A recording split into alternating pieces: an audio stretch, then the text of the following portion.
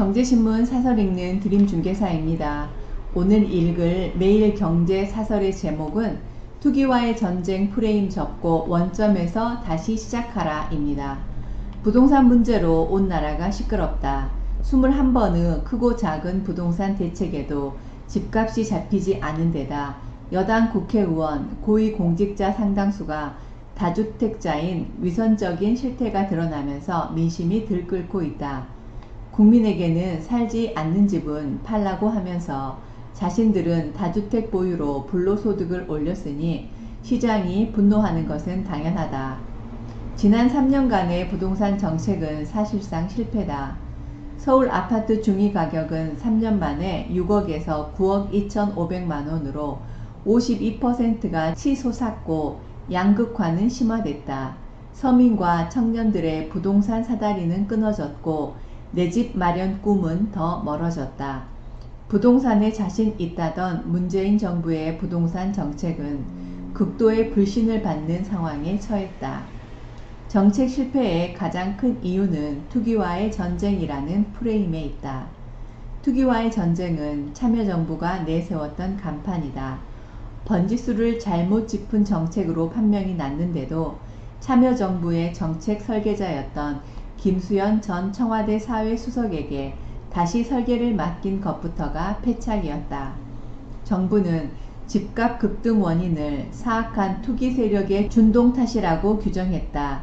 집값 상승 진원지인 강남 고가주택 보유자, 다주택자 등을 투기 세력으로 규정하고 이들을 정조준하는 세금, 대출 규제 등 징벌적 부동산 정책을 쏟아냈다.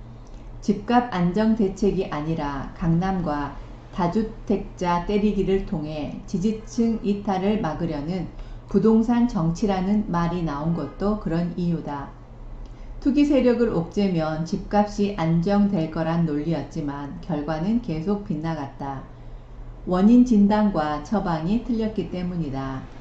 반시장적인 규제는 거래 실종이란 부작용을 부르면서 집값은 튀어올랐다. 다주택자 규제와 세금 폭탄은 전셋값을 끌어올리며 세입자에게 부담이 가중됐다.